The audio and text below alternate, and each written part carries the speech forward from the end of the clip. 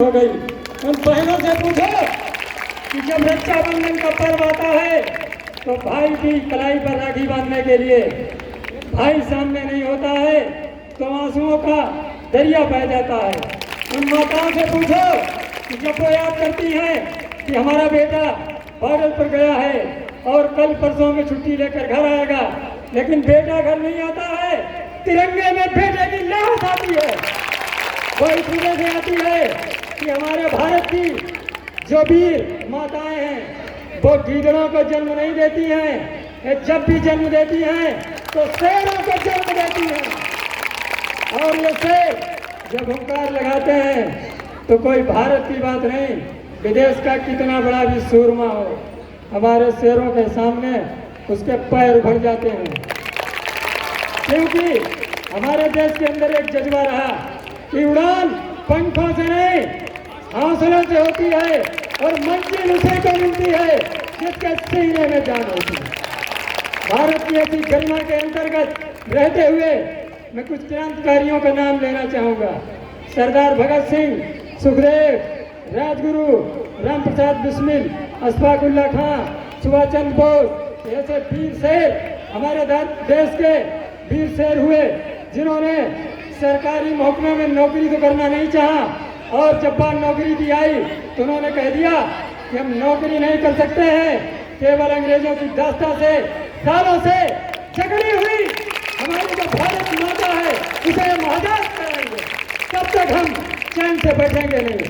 क्योंकि उनके अंदर ऐसा जज्बा था, ऐसा प्रचोद था कि हम आराम से शिक्षित हो जाएं और नौकरी करें, हमारी भारत माँ गुलामी की दास्तां में बनी रहे। ऐसा नहीं होगा। एक बार सुभाष चंद्र बोस के पिताजी ने कहा था कि सुभाष चंद्र आप इतने पढ़े लिखे हैं लेकिन आप देशभक्ति के जज्बा को अपना रहे हैं, आप कभी जीवन में आईएएस नहीं कर पाएंगे। तो उन्होंने कहा पिताजी मैं आपके सामने आईएएस की डिग्री लाकर आपके चरणों में रख दूंगा। धीरे धीरे समय बीतता गया। उस समय आईएएस की डिग्री इंग्लैंड में हुआ करती थी। सुभाष चंद्र बोस ने इंग्लैंड में जाकर आईएएस की डिग्री को इंग्लैंड यूनिवर्सिटी टॉप किया और कहा के तिरंगियों को दिखा दिया कि भारत की माताएं शेरों को जन्म देती हैं। वही डिग्री लाकर अपने पिता के चरणों में रख देते हैं और कहते हैं पिताजी आप डिग्री को देखिए, मैं भारत माँ को देख रहा हूँ, क्योंकि मुझे भारत माता को हर कीमत पर आजाद कराना है। भगत सिंह जिनका हम नाम बहुत ही सम्मान के साथ लेते हैं, जब भी भगत सिंह का नाम आता है तो हमारे शरीर में रोमांच हो जाता है। शहीदों की चिताओं पर लगेंगे हर बरस मेले, वतन पर मर मिटने वालों का यही नामो निशान होगा। भगत सिंह एक हमारे ऐसे महान क्रांतिकारी हुए, उनकी माँ ने कहा कि बेटा कल तुम्हें फांसी दे दी जाएगी। तो भगत सिंह ने हंस के कहा कि माँ आप रोना नहीं, भगत सिंह को एक बार केवल फांसी दी जाएगी लेकिन निरंतर सालों तक हिंदुस्तान की हवा में भगत सिंह का नाम गूंजता रहा। और ऐसे ही महान क्रांतिकारी हमारे चंद्रशेखर आजाद हुए।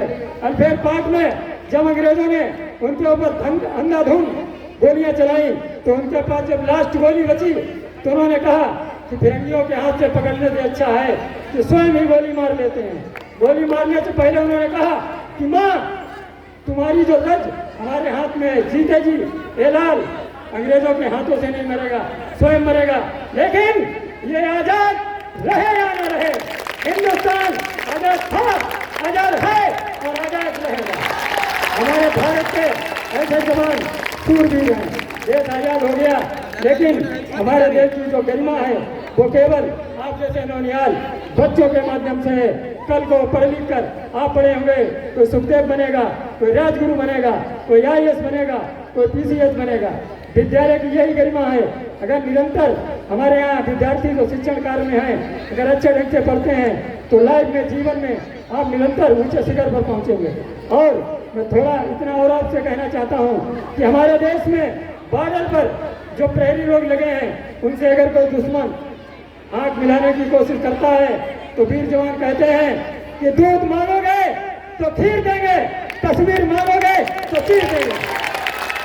हमारे भारत की ऐसी गरिमा के अंतर्गत ऐसे वीर जवान हैं जो निरंतर देश की शोभा बढ़ाते रहे हैं और हर साल की तरह इस साल भी हम ही लोग मिलकर इस पावन पर्व को मनाते हैं और आगे भी यही कामना करते हैं निरंतर प्रतिवर्ष की बात इसे भी मनाते रहेंगे।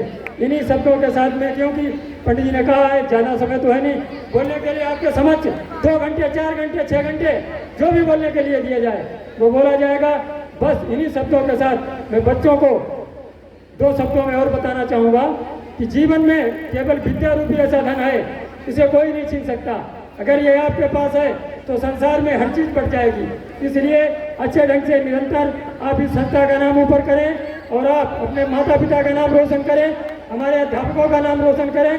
और मैं आपसे यही कामना करता हूँ कि निरंतर प्रतिवर्ष की बात इस वर्ष भी हम लोगों ने बहुत ही हर्ष और उल्लास के साथ इस पावन पर्व को मनाया है और आगे भी मनाते रहेंगे।